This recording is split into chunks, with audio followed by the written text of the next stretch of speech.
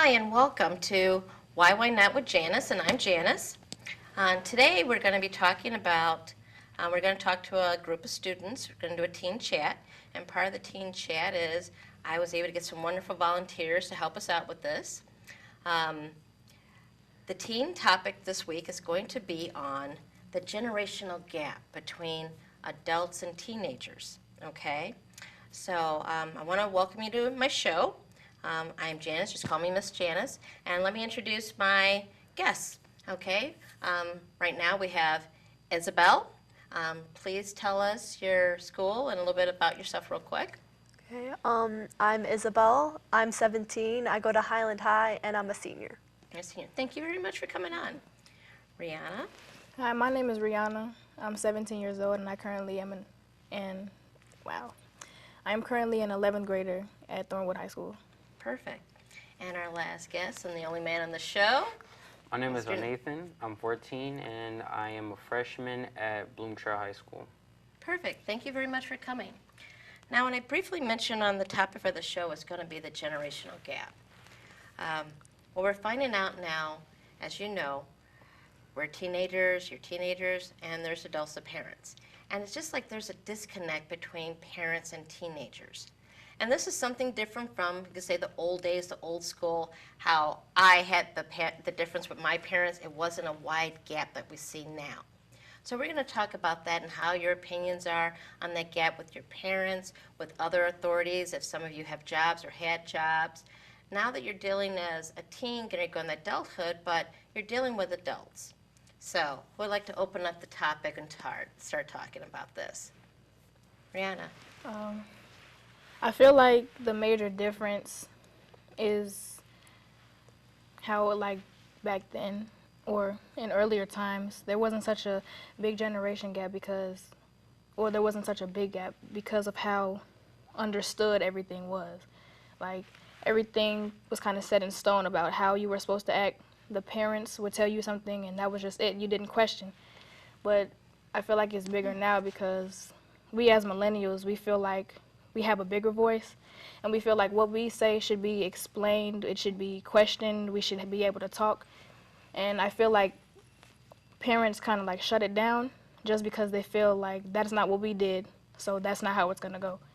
And I feel like the biggest challenge there is how we as teenagers, our act is to rebel because we feel as if that's the only way that it's going to be understood is if I go against what you're saying. Okay. And parents, they don't really know how to deal with that because they've never had to deal with that before because with their parents, they just did what they were told. Okay. Now I'm hearing from you, you're talking about you got to rebel to. I mean, we feel. Okay, hold on a second here. Let's go see what everyone else says. So Rihanna's thinking you guys got to rebel. That's the new thing in life. Let's hear from, hold on, Isabel. I don't think necessarily to rebel, but the age gap does when she was saying how we have different like views on things. Okay. Like we as teens now are more accepting and not like this is how it is. Like with genders now, how you don't have to be male or female. Like parents will just say, oh, that's millennials being millennials now, because that's never how it's been. But with technology and all the new like people feeling they can come out about themselves, the gap has widened because when they were raised, that was not a thing. So they don't exactly understand it now. Right. So all of the different like beliefs and stuff are coming now. And like the technology is helping with that. Everyone's seeing, oh, they're coming out too, like maybe I can do it. But since parents don't understand technology as well, they think it's like not okay and they don't understand it. And that creates a bigger gap between the children and the parents. So there's a bigger gap now, but you think it's something new with millennials only. And, and parents aren't understanding, and you guys have to rebel to get to make the change. You guys have to rebel to come out compared to when I was a kid. We were just have to go what mom says. This is the way it is. You wear a dress, you be quiet, or how's that went? I think the old saying was, and I have other people in the audience, the old saying was, if you're a child, keep quiet. You're to be seen and not heard. Right. Yeah. But now millenniums are seen and heard. Now let's get the viewpoint of our only male here. Nathan, So- please take the floor. Okay, So I don't really feel like it's like the age gap that really like defines why we don't really see in the same light. I feel like it's just the fact that like Generation X, how some of them were probably raised by baby boomers or the silent generation, right?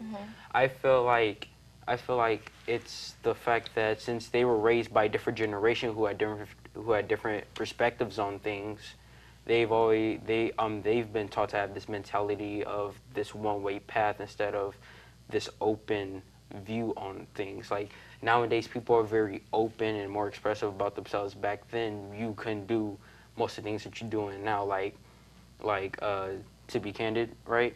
Yeah, we're very candid here. Be very open. Females did not really have that many rights back then. It was just kind of like Right. you're supposed to be like the children, seen and not heard, and then let the males do their thing. But then like nowadays, you have more females who are in positions of power. You have us kind of like coexisting together. Okay. That So makes sense. I feel like it's not really the fact that it's the age. I feel like it's just the different perspectives that we have on things. A different perspective, That different makes times, more people are maturing, more accepting. Is that what I'm more hearing? But it sounds like the millenniums are having to rebel to make it so. So why do you think? Well, you're rebelling in the sense you're not wanting to go with the status quo. Right. The status quo doesn't exist kind of anymore, because there were things when we were kids we just didn't do. Our parents told us this is how it's going to be. You know, just like women stayed at home. Now more kids and more adults are wanting women are going to go out and get jobs and be professionals. You know, they're going to be running CEOs. They're going to be CEOs running type of country. So tell me this. Why do you think the change happened? Was it just something overnight, poof? I feel it's more like exposure. Like, when you think, like, I'm not going to say it's just like in the millennials, but over time, we as teenagers have been exposed to a lot of things that I feel like my parents didn't see or didn't. I'm not going to say they didn't experience it, because they might have in their own way. But I feel like we are exposed to things that are meant to be the same but turn out very differently. Okay. And Okay. I feel as if we, as teenagers, adapt to it in our own way because we experience a different way. We're exposed to it in a different way. So the way we adapt to it or the way we handle it is not the way they would handle it. Okay. So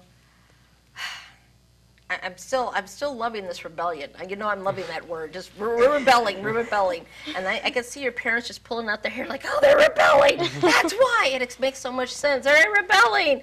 I understand that. So things are changing. Everything is changing. That we're able to be the people we want to be versus who we were told we were going to be and what we have to do. Right. So in that case, like, how would you even get along with your parents if you're rebelling or you're doing something different from what they want? Well, I don't necessarily take it as rebelling. I take it as being flexible around you. Okay.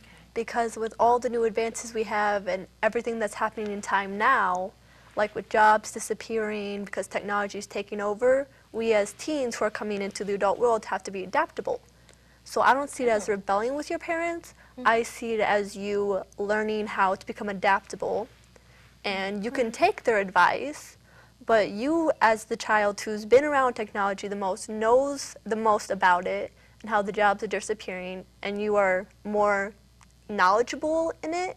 So while the parents do know some things, you know others, and you usually kind of work together, not really rebel, but you like talk about it and discuss and try to find the best way to find yourself a future in this society we have now that technology is becoming more prominent. So what's wrong? What's wrong with just the way life used to be? Dad and mom told you to do this, be quiet, not seen, not heard. You go to school, you do this, you dress a certain way. Where did that all go? Nathan. Okay. So I feel like the reason why we kind of like drifted away from that path is mainly because like since the kids were, like you said, we're supposed to be seen and not heard. I feel like some of the kids, or probably most of the kids, probably suffered in silence. Like they went through some issues and they didn't really feel like they could talk to their parents about it because they didn't really have that sense of relation with their parents. So you think that now the difference is you guys getting more of a voice, or is it taking that voice? And that's what's making the change. I think more it's taking it, because with parents nowadays, less of them are becoming real parents, and they're more so having children at young age, not ready for that responsibility, and they're not parent enough, mature enough to deal with it, so the children need to have a voice. They're not really taking it, they're just like, it's what's needed in that situation where the parents are not real parents, and it's needed for them to be heard, to be healthy, safe, and like have a good life, because parents aren't as they used to be back then. There's a lot of difference in parents now. I agree with that. With the whole taking, you said taking? Like Taking a voice? Right. Yeah, with the whole taking a voice, I agree with that, because some parents feel as if one certain thing should be a certain way because of what they experience, but sometimes that's not the right way. And as you said, with kids, raising kids, basically, I mean, kudos to them for having the baby, but they don't get the help that they need because they think they can do it all on their own. When I'm kind of understanding and sensing that, or what I'm hearing, it was like we have my generation that we did this, we did that, we just did what we were supposed to do, and this is the status quo. Everyone went to work in Levi's, we all went to work in Levi's. Everything was quiet. Then it seemed like there was a little gap going on there, and now we have the millenniums. And the millenniums didn't like the last generation, which is your parents, how they did things, and definitely don't like the old ways of just being rigid, because we are people now, is what the millenniums are telling us, that you are people. So how do we close the gap between those generations? And if nothing else, how do we close it so they understand you guys? Nathan. Okay, so to answer your question, right? First you need to figure out why the gap was happening in the first place. And I feel like the reason why the gap was happening is because you had all these new things coming into the culture, such as, let's say back in like the early 1900s, right? You didn't have all these phones and technologies, but then as soon as all that stuff started coming in, you had like something that the parents didn't really grasp on that quickly, because I wasn't there back in their childhood, so they wasn't able to grasp onto it like that. But their children were. So their children were able to take a hold of it, and I feel like that's where we started separating. Like the more that we added on to it, the less that the former generation knew, and the more that the recent generation knew. So that's how that gap trying to happen. So I feel like the way to solve that problem is to catch everybody up to speed. So are you guys just saying us old people just don't know how to use an iPad, and that's why the generational gap happened? We don't know how to use see, an that's iPad. that's not all of it. Okay, are you sure? That's what I'm kind of sounding like. There's like the technology. It's like, yes, I do not know how to use an iPad, so I am admitting that. But is that just really is the time, the technology, the social influence is giving that gap? There is Where's the voice coming from, really? the voice is coming from teenagers who feel as if they have a lot to say, but they don't really know how to say it. Sometimes they end up explaining it wrong, or they end up explaining it in a way where the parents feel attacked. So if a parent feels attacked, some of them might shut down and some of them might listen, but we have to take the ones who shut down and try to get them to listen. Because they don't have to understand. I understand that there are some ways that parents feel like that's just set in stone. That's what they believe in. But just because they believe in that doesn't mean that their child's child has to believe in that. They just have to respect the fact that they have a different opinion, but they don't have to agree with it. So is it social media that's actually giving you guys opinions? Yeah. I don't think that the voice is new. I think the voice has always been there. Like with your generation, you guys rebelled in a different way. Like maybe listening to music, your parents said, no, that's bad. And you would do things that they didn't like. But the difference is our way of rebelling. How we have the technology to now rebel this way, and we have the ideas and the social like whims to do rebel this way.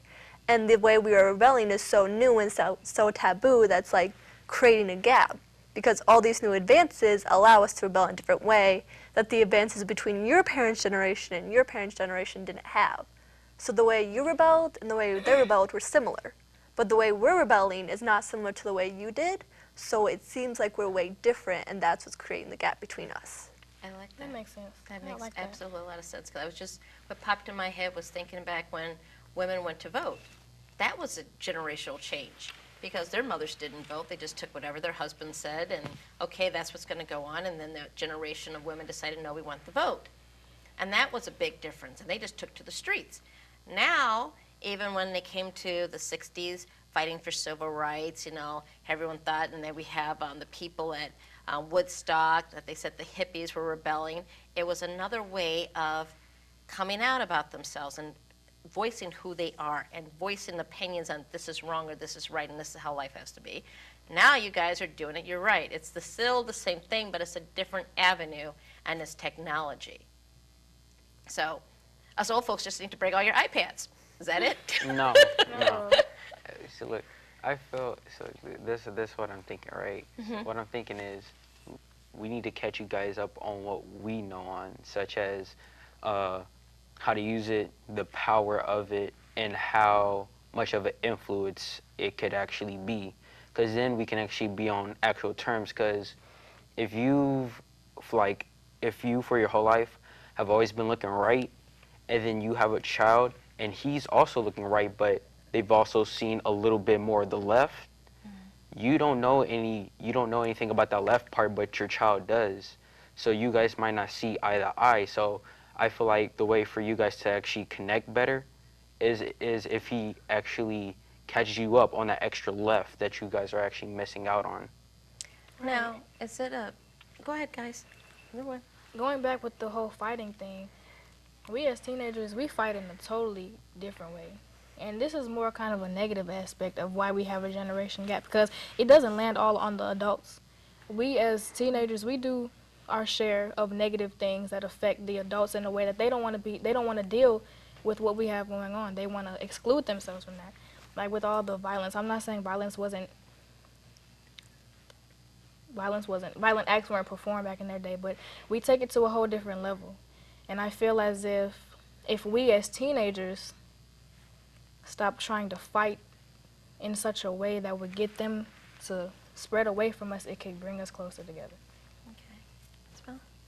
I get what they're saying about bringing together by making the adults learn, but I also think the technology we have now is negatively affecting us, and I think our parents should start setting restrictions. Like, there's even a difference between my generation and my little sister who says 10 generation. Like, I used to read this book in a class that described children and environment, and the technology has affected how I see and how they see it. And the technology is now forefront for them. That's all they know. They've had phones, computers since they were born. And I think that negatively affects us. And I think we should be closing the gap by restricting the technology children get. Like, I get that the jobs are now revolved around it, but their lives are so involved in it that it's negatively impacting them. So I think to close the gap, we need to start regulating like how much your children can actually view and stuff, because it's not doing them any good. And I feel like it's closed because she's saying what people don't want to hear.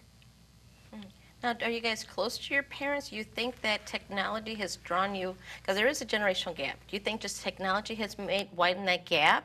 Is there something that can be done, like spending more family get-togethers and sitting around the table? Do you guys want that bond? Or is it just the parents just can't relate to, you always have the cell phone in the hand, the iPad in the hand? You know, is that just it, that technology is just so far off, the Facebook, the social media, that that disconnect is right there at home? That, Right, yeah, that makes sense. Go ahead. Nathan? No, because I feel like it hasn't really drawn us apart. I feel like it's the way that we are starting to react to each other that has drawn us apart. Because let's say that when we started rebelling, you guys started taking it in a different way and started to see, like, why are they rebelling? How can I fix this problem, this, that, and the other? then you probably would have had a different outcome. I don't really feel like it's the technology drawing us apart. I feel like it's our decisions that are drawing us apart, how we are reacting to certain situations. Right. And that might be something that they don't understand. Like, why is this phone, why is this tablet, why is this little thing right here that can fit in your pocket so important to the point where you feel like you have to rebel in order to get it back, or you're so upset when you get it taken? Okay, raise a hand. How many of you guys had your cell phones taken away, or the iPad taken away, the computer taken away? Okay, did you guys did you guys go through like withdrawal symptoms, or like, I gotta get that phone, I couldn't handle it? I didn't want to be like that, cause I'm like, okay, it's a phone. Like, part of me is like, it's sad. You should be able to live without it, especially only for a week. But the other part of me is like, this is all I've had. What am I supposed to do now? I'm supposed to read a book? Like, is that what you want me to do? Yeah, I think your parents want you to read a book. See, look. So to me, right? When my things are taken away, right? I always look at it like it's still an object, but this object has also had some benefits. Like, it would be a great time filler if I would have had this bag, but now it just seems like I have all this time, and then I'd be like, what am I supposed to do? And then you look at me and say chores, and I'm like, What about communicating with your sisters, your dad, your moms? Not just, okay, the phone, I need it. I mean, the phone is not a drug. The siblings have technology too. So what do you think they're doing? Why we don't have our stuff? You still need to be able to put the phone down and actually connect and relate and talk to your family. And how many of us do that? I mean, I've been to at a table before dinner, and everyone's sitting there texting. I've seen that kids are texting the person on the other side of the table. I'm like, you can't open your mouth and talk? That the generational gap is more than technology. Well, it's as a lot has to do with technology. Just people are getting away from relationships. If you use a cell phone to tell a person something, instead of saying it personally, you don't have that personal connection. It's easier, it's safer. You don't have to say, like, I've heard of some people, the bosses are texting people, don't come in tomorrow. It's like, really? Your boss can't even get in front? It's like a safety zone. Like, if you don't, I've heard people want to break up with their boyfriends. Instead of saying it personal, that relationship is gone. How many times do you not call your parent, hey, Mom, I just miss you, or you just say, you know, see you later. I don't know what there's initials for that, or I see her LOL. every day. What is it? I see her every day. I'm just saying, but a lot of kids don't talk to their parents or talk to their friends. That media just winds up masking real communication and talking like us. Well, I don't feel like it ruins relationships. I just feel like it's easier. It's more convenient. It's more It convenient. requires less work. Less work? Look, I'm going to just be honest. We as a generation are lazy. Like, You're lazy. Okay. we're lazy. Like, Generational because of all this stuff we've had handed to us. You know, technology is basically handed to you. It's everywhere you go. You're going to see it everywhere. So now we've adapted to it, and technology isn't always the best way to do stuff. I agree, but we do it because we have it right there in front of us. It makes us lazy, and it makes it more convenient for us to say things without having to go to them. But how is that emotional? Go ahead. I don't think every child has that effect. Like, with me and my family, we still have movie nights, we still have game nights, and we will literally choose to turn off the phone because we don't see that as something important. Right. And I think that's kind of my age, though. Like, when I look at my little sister, she'll be texting back her friends like that, but that's because it's always been there for her. In my generation, like, those, let's say, over, like, 16, 17, were the ones who just started to get it, and they were still, like, when I was 12, I didn't have a phone. Yeah, me neither. My parents, there was no use for it. Right. Like, they didn't have the money to pay for it because it was so new and so expensive. So, like, I'm not as attached to it. So people my age aren't as attached. There are some, because some people don't have family values the way my families do. Like, all family values affect it too, not just technology. Right. Like, even if the phone wasn't there, if your parents are going to talk to you, they're going to talk to you. They're going to find a way. So it all has to do with families too, with how it That's affects true. the child. So how many of you guys would, like, closing the generational gap, you actually do spend time with your family doing the game nights and being out with mom and dad, or even just the shopping, that connection? Not as much.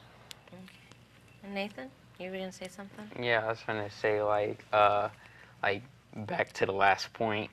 Okay, so it's like I do spend time with my family. Like my parents make sure that we don't get too attached to the objects, because at the end of the day, it's still an object. Like when you Still die, you objects. cannot take that object with you. Right. The only thing that you can take with you are your memories, and that's just pretty much it. Like whatever emotions and how you felt, your perspectives on things, that's all you can literally take with you.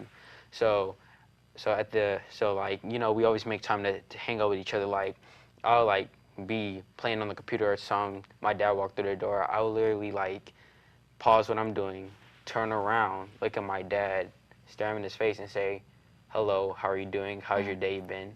And if I'm feeling a bit you know, peachy that day, I might ask him, you trying to get whooped in like whatever game that we're going to play? Like we always make time to try and hang out with each other, especially me. I like to have So basically what the generational gap is, because we're not spending time. So really the way to close the generational gap is really spending time with our parents, spending time with adults, that they get to know us and understand us. Is that Right. more what the problem is, that we Right. need to spend that more time, and a lot of people aren't. Either they're the single family homes or just busy two parents working. Because we're more than the tapping and the liking and the commenting. There's, I feel like some parents see that there's not more to us than that. And I also feel like parents don't take it upon themselves to get to know their child in the way that they would like to know their child. Okay.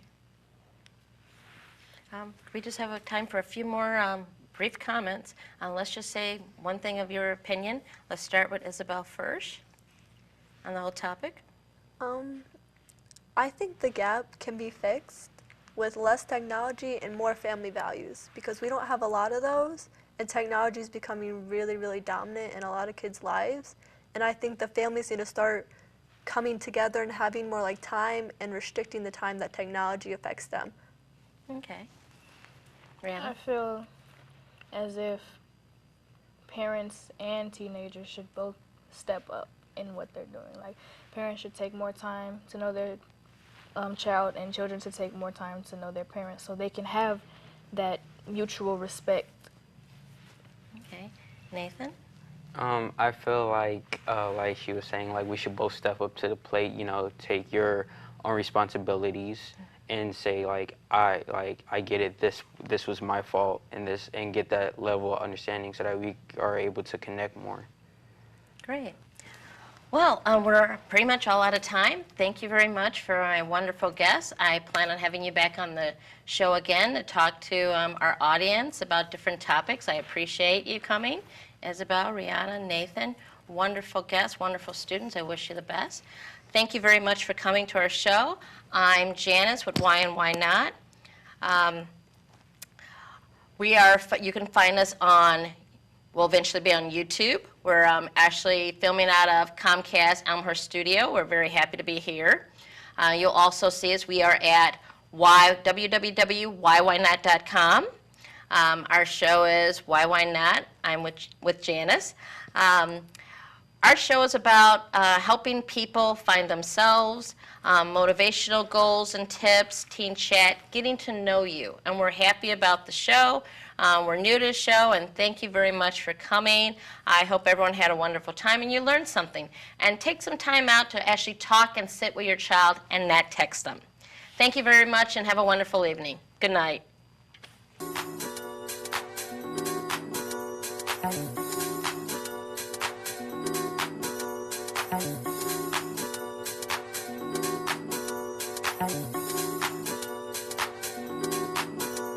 Bye.